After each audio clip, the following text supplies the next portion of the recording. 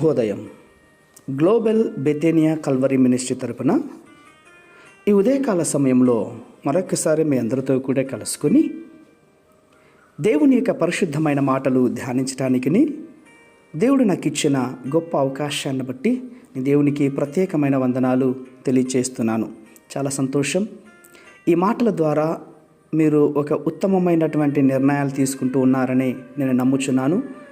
కాబట్టి ఈ పరిచర్య కొనసాగునట్లుగా మరొకసారి మీ అందరూ ప్రార్థనలో జ్ఞాపకం చేసుకోండి. అలాగే మా ఛానల్ ద్వారా అందించబడుచున్న ఈ మాటలను బట్టి మీకు తెలియనటువంటి వారికి, తెలిసిన వారికి తెలియచేస్తూ మా ఛానల్ సబ్స్క్రైబ్ చేయండి. ఇంకా చాలామందికి ఈ యొక్క మాటలు ఉపయోగకరంగా ఉండేలాగా ప్రార్థించమని ప్రభుపేట మనవి చేసుకుంటూ ఈరోజు కూడా పరిశుద్ధమైన వేద గ్రంథంలో నుండి మరొక చక్కటి మాటను చదువుకుందాం.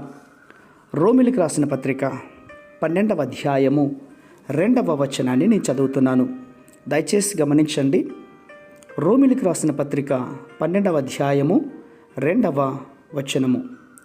మీరు ఈ లోక మర్యాదను అనుసరింపక ఉత్తమమును అనుకూలమును సంపూర్ణమై ఉన్న దేవుని చిత్తమేదో పరీక్షించి తెలుసుకున్నట్లు మీ మనస్సు మారి నూతన మగుట వలన రూపాంతరము పొందుడి. దేవునికి మహిమ కలుగునుగాక.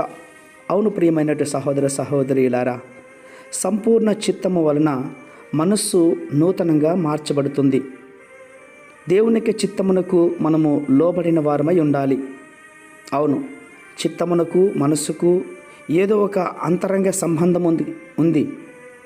దేవుని యొక్క బిడ్డలు తమ మనస్సాక్షి ద్వారా దేవుని యొక్క చిత్తమును, మనస్సాక్షి వారిలో ఒక దైవిక స్వరూపం నుండి బయలుపరచబడుతుంది.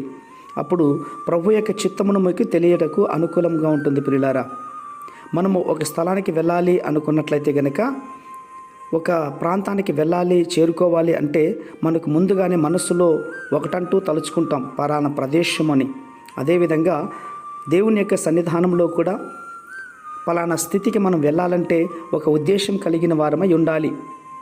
అలాంటి ఉద్దేశములను దేవుడు ప్రార్థన ద్వారా మనకు బయలుపరుస్తాడు. మనం చేయబోయే కార్యములను అది దేవుని చిత్తానుసారంగా ఉందా లేదా అన్నటువంటి ఆలోచన కూడా దేవుడు నీకు అనుగ్రహిస్తాడు. ప్రియులారా, అప్పుడు మన అంతరంగ మనసులో ఒక తీర్మానం కలుగుతుంది. ఆ తీర్మానాన్ని బట్టి ఏది దేవుని చిత్తమో ఏది దేవుని చిత్తం కాదో అన్నటువంటి విషయాన్ని దేవుడు నీకు బయలుపరుస్తాడు.